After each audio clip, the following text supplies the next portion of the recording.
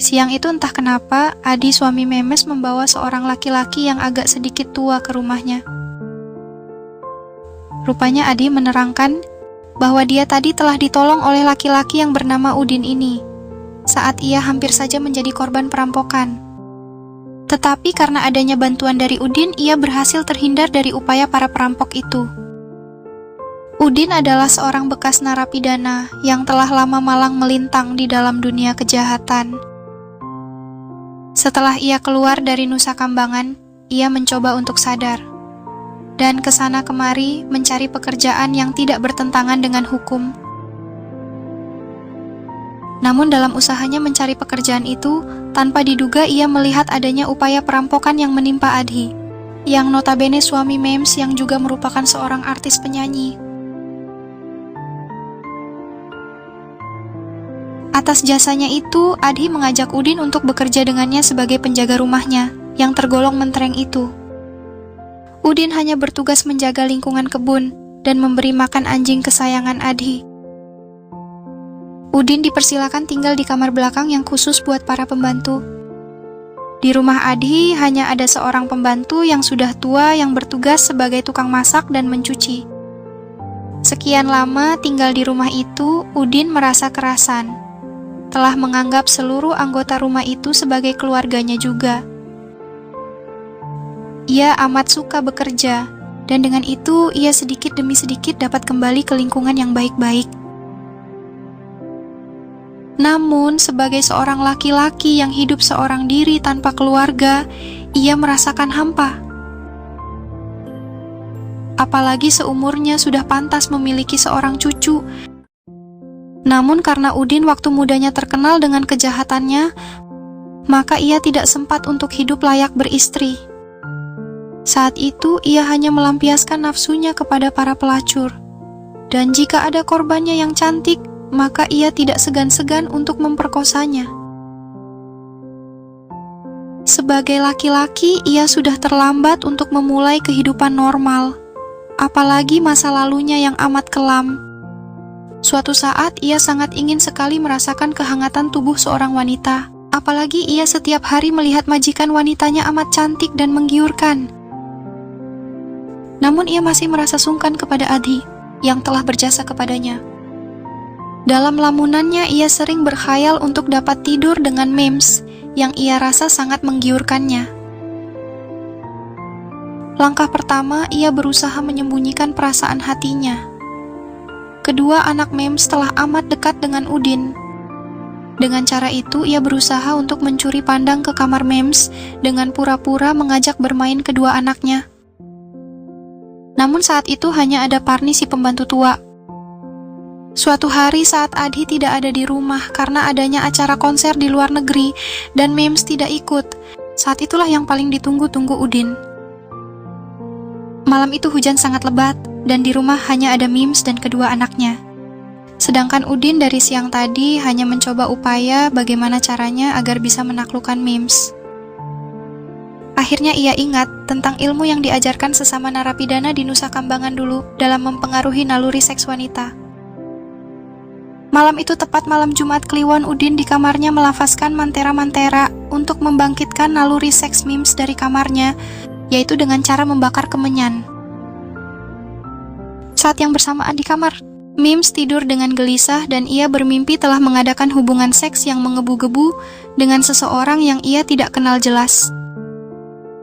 Di luar rumah, cuaca hujan dengan derasnya membuat ia terbangun dan ia keluar kamar melihat kamar anak-anaknya. Ia melihat mereka telah tidur semua. Kemudian ia berjalan ke belakang dan sampailah ia di dapurnya. Di situ ia duduk sambil merenungkan arti mimpinya. Aneh, kok aku mimpi sedang bercinta dengan Udin. Ada apa ini? Gila gumannya. Lalu ia meminum segelas air yang ia ambil dari lemari es. Kemudian ia berjalan ke kamar belakang. Ia merasa khawatir, sebab saat itu di luar hujan dan diiringi suara halilintar yang keras. Ada perasaan takut di dalam dirinya. Di saat yang bersamaan, Udin keluar dari kamarnya untuk melihat bagaimana pengaruh dari mantranya itu. Dengan kaget ia melihat Memes yang menggunakan pakaian tidur sutranya. Ia masih duduk di dapur sambil minum air dingin. Saat itu Mims juga menoleh ke arah Udin. "Oh, ada apa kok Mang Udin belum tidur?" Mims bertanya. "Saya mau buang air kecil dulu, Bu," jawab Udin. "Nanti setelah dari WC ke sini dulu ya, Mang, bicara dulu ya. Soalnya mata saya tidak mau tidur nih," kata Mims ke arah Udin. "Ya, Bu," jawab Udin sambil berlalu. Di dalam WC Udin merasa senang, sebab sebentar lagi ia akan dapat merasakan kehangatan tubuh nyonya majikannya yang putih mulus itu. Sebab mantranya telah berpengaruh kepada Mims. Tidak lupa ia melafazkan mantra yang lain untuk membuat Mims lebih pasrah kepadanya. Sebagai laki-laki yang telah berumur 69 tahun, ia amat antusias untuk menguji seberapa kuatnya ia dalam melakukan penetrasi saat bercinta. Sesampainya di ruang tengah yang hanya dibatasi meja kecil, Mims telah menunggu Udin di situ. "Ada apa ibu memanggil saya?" tanya Udin pura-pura tidak mengerti.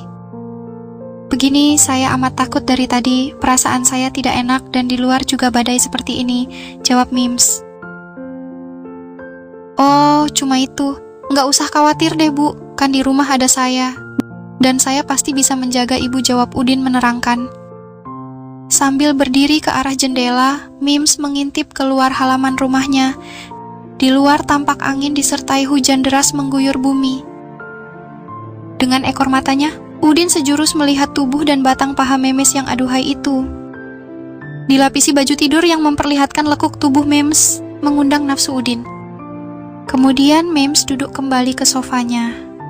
Dan saat itu kembali Udin melihat sosok tubuh mulus di depannya, yang amat mengundang birahinya sebagai laki-laki. "Mang Udin, bagaimana jika malam ini Mang Udin tidur di kamar saya saja karena saya amat takut," kata Memes. "Nah, begini saja, Bu. Saya tidak ingin nanti suami ibu berburuk sangka pada saya. Bagaimana jika ibu saja yang tidur di kamar saya? Dan saya di bawah dipan saja," jawab Udin pura-pura tidak ingin membuat curiga Mims. "Yah, kalau begitu baiklah," jawab Mims. Begitu Memes masuk kamar Udin, lalu Memes langsung merebahkan tubuhnya di dipan Udin. Sedangkan Udin sambil berdecak nafsu mengambil tikar. Ia ingin tidur di bawah ranjang saja. Ia lalu menggelar tikarnya, lalu ia tiduran di bawah ranjang itu, sedang Memes tidur di atas ranjang Udin. Lalu Udin tidak merasa nyaman. Ia pindah ke atas ranjangnya, karena bagaimanapun udara di luar amat dingin. Dan di dalam dirinya sedang berkecamuk nafsu yang ingin dituntaskan ke tubuh Memes. Mims mencoba untuk tidak membuat Udin merasa dipunggungi. Lalu ia menghadap Udin dan berkata, "Mang, apa Mang Udin terganggu sama saya?" "Oh, tidak," jawab Udin. "Bu, saya rasa apa ibu tidak canggung tidur seranjang dengan saya? Sebab saya biasa tidur buka baju, Bu," kata Udin. "Oh, tidak, silakan. Kalau itu kebiasaan Mang Udin," jawab Mims. Kemudian Udin membuka bajunya dan ia hanya memakai celana pendek dan di tubuhnya tercantum berbagai macam tato saat ia di penjara dulu. Kemudian Udin merebahkan badannya di samping Memes. Saat itu Memes belum juga dapat memejamkan matanya. Dengan posisi berhadap-hadapan dengan Udin, secara tidak sengaja tangan Udin menyentuh dada Mims yang montok itu, dan Mims hanya membiarkan saja kejadian itu. Udin yang telah tanggung itu lalu mencoba meremasnya, namun Mims hanya memejamkan matanya. Dengan tindakan itu, Udin merasa mendapatkan kesempatan untuk bertindak lebih jauh lagi. Akhirnya mereka melakukan adegan ranjang di malam itu. Permainan itu terus berlanjut sampai pagi. Dan Mims merasa benar-benar puas atas permainan Udin, meskipun sudah tua tapi dalam bercinta patut diacungi jempol. Tidak seperti suaminya Adi yang cepat loyo. Sejak kejadian itu, hubungan Mims dengan Mang Udin tukang kebunnya terus berlanjut saat Adhi tidak ada atau sedang ada acara. Sebagai seorang laki-laki yang telah bebas dari rasa takut, Udin tidak terlalu khawatir, sebab ia memiliki bermacam cara untuk menundukkan Mims. Apalagi Adhi, majikannya yang amat percaya padanya.